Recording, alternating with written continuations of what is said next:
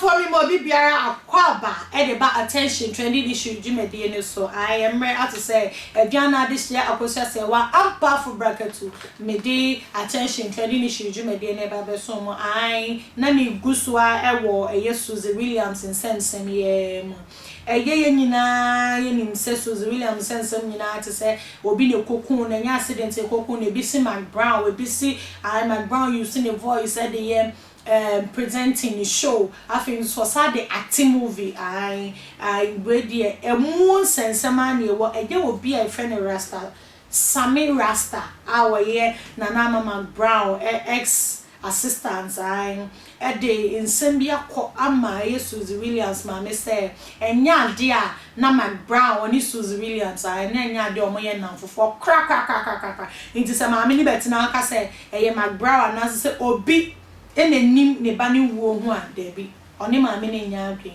if say McBrown onye na danfo abusu afo mo me enko ni enko hwe video no enya kan kwanhia no ne samai kofie kosesa antade e ma ne nua keto ahu no right na wo su and all that wa prove said wa ma eyewitness to that say na wo wumpo and oba fie besesa niema and this same woman will continue to say actress bi besesa niema so when say oba ne samai besesa niema na niema ni ho a why then do you put it on say actress bi besesa niema sebi of ajman wo tu fie no o mi metima ba ofie aba abewura wo dem aba besesa niema then kind of no. Then the second day happened. Second day no agenda no be pie no. After all the interview, question here and there, ni nyina no. Then no more the McBrown picture to so. Picture to so a the nana yasafo beka ni say o share picture yi o mami o dasu ya. Sa mami we yi obi a. Se industry ni nyina no. E was se ono e no hwe maame no e se ono na wa anya hwe kra se nka o mama me ni sika every month. What kind of agenda is that? Because ose no maame ni hu na bibi ye no because ose Suzzy Williams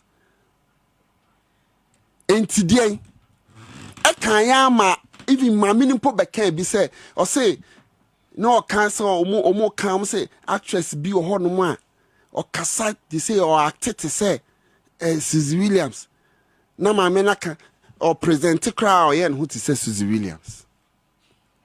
Oh you see man who says to become successful crowd no so another burden say nyame be shira obi mpo no eno cry another burden. Why? McBrown wa ye nipa den. Wa ye binum den. Like what? And I'm putting this on record. Nana McBrown was never a friend to Suzzy Williams. As omo person omo painted that picture. Me was sinimu na McBrown bar industry. Many McBrown Juma for Miracle from 7 years as costume assistant. I assisted there 4 years before Zemiko University. Na McBrown then costume designer for Miracle Films. So not just on your actress. No or bars an actress. McBrown when him say McBrown call America. Any your born no be fee. Your born no buy no. Who your friends say in some conform some kikano and what the be movie industry. No, Bepato. I'm putting no, don't worry. Sabi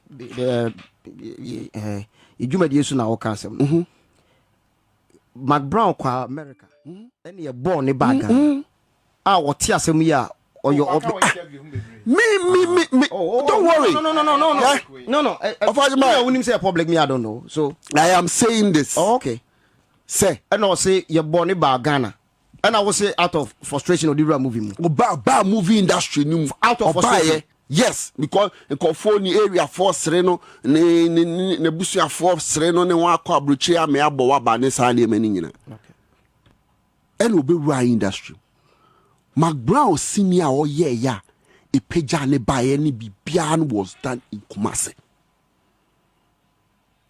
McBrown was known to be a comic actress. He had no competition whatsoever with Suzzy Williams. I was for any na kwa video na any I would say yes Sammy Rasta yena na McBrown and ex assistants it was in the ceremony ex assistants na dey in sembi akọ amaye sister Suzzy Williams mami. I was for message your social media handles and comment like and share na for hu ma pa attention for your ma oh my Ghana sound so and so pesi your bold dwede bi hu dawro ema wa no wa peke and your number na go screen na se no na chese ye ne wo edi input awodi. I was for me am di dwumade na e ba na wie ya na se me di besom we bi am je so Dɛαth this year akosua se wa ampa for bracket makram